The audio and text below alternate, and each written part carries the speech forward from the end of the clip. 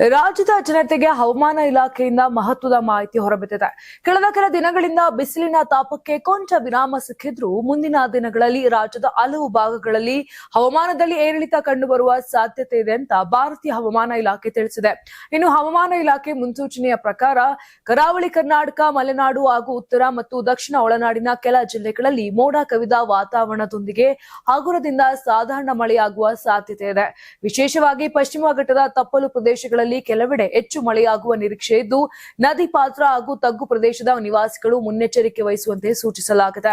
ಬೆಂಗಳೂರಿನಲ್ಲೂ ಮೋಡ ಕವಿದ ವಾತಾವರಣದ ನಡುವೆ ಅಲ್ಲಲ್ಲಿ ಸಾಧಾರಣ ಮಳೆಯಾಗುವ ಸಾಧ್ಯತೆ ಇದೆ.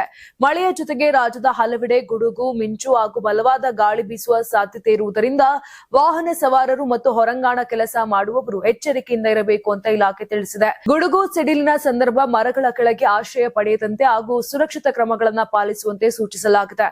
ಇನ್ನೊಂದೆಡೆ ಕರಾವಳಿ ಜಿಲ್ಲೆಗಳಲ್ಲಿ ಸದ್ಯ ಬಿಸಿಲು ಮತ್ತು ಮೋಡ ಕವಿದ ವಾತಾವರಣ ಮುಂದುವರಿಯಲಿದ್ದು, ಅಲ್ಲಲ್ಲಿ ತುಂತುರು ಮಳೆಯಾಗುವ ಸಾಧ್ಯತೆ ಇದೆ. ಜುಲೈ 17ರಿಂದ ಉತ್ತರ ಕನ್ನಡ ಕರಾವಳಿ ಭಾಗದಲ್ಲಿ ಹಾಗೂ ಜುಲೈ 19 ಅಥವಾ 20ರಿಂದ ಉಳಿದ ಕರಾವಳಿ ಜಿಲ್ಲೆಗಳಲ್ಲೂ ಸಾಮಾನ್ಯ ಮಳೆ ಆರಂಭವಾಗುವ ಲಕ್ಷಣಗಳಿವೆ ಎಂದು ಅಂದಾಜಿಸಲಾಗಿದೆ. ಆದರೆ ಎಲ್ ನೀನೋ ಪರಿಣಾಮ ಮುಂದುವರೆದಿರುವ ಹಿನ್ನೆಲೆ ರಾಜ್ಯದಲ್ಲಿ ಭಾರೀ ಮಳೆಯಾಗಲು ಅಗತ್ಯವಾದ ವಾಯುಭಾರ ಕುಸಿತದ ವ್ಯವಸ್ಥೆಗಳು ಇನ್ನೂ ರೂಪುಗೊಂಡಿಲ್ಲ. ಈ ಕಾರಣದಿಂದ ಮುಂದಿನ ಸುಮಾರು 10 ದಿನಗಳವರೆಗೆ ರಾಜ್ಯದ ಬಹುತೇಕ ಭಾಗಗಳಲ್ಲಿ ವ್ಯಾಪಕ ಮಳೆಯ ಸಾಧ್ಯತೆ ಕಡಿಮೆ ಇದೆ ಅಂತ ಹವಾಮಾನ ಇಲಾಖೆ ತಿಳಿಸಿದೆ. ಒಟ್ಟಾರೆ ರಾಜ್ಯದಲ್ಲಿ ಕೆಲವೆಡೆ ಮಾತ್ರ ಹಗುರದಿಂದ ಸಾಧಾರಣ ಮಳೆಯಾಗುವ ನಿರೀಕ್ಷೆ ಇದ್ದು, ಭಾರಿ ಮಳೆಯ ಸಾಧ್ಯತೆ ಸದ್ಯಕ್ಕೆ ಕಡಿಮೆಯಾಗಿದೆ. ಆದರೂ ಗುಡುಗು, ಮಿಂಚು ಹಾಗೂ ಬಿರುಗಾಳಿಯ ಮುನ್ಸೂಚನೆ ಇರುವುದರಿಂದ ಸಾರ್ವಜನಿಕರು ಅಗತ್ಯ ಮುನ್ನೆಚ್ಚರಿಕೆ ವಹಿಸುವಂತೆ ಹವಾಮಾನ ಇಲಾಖೆ ಮನವಿಯನ್ನ ಮಾಡಿದೆ.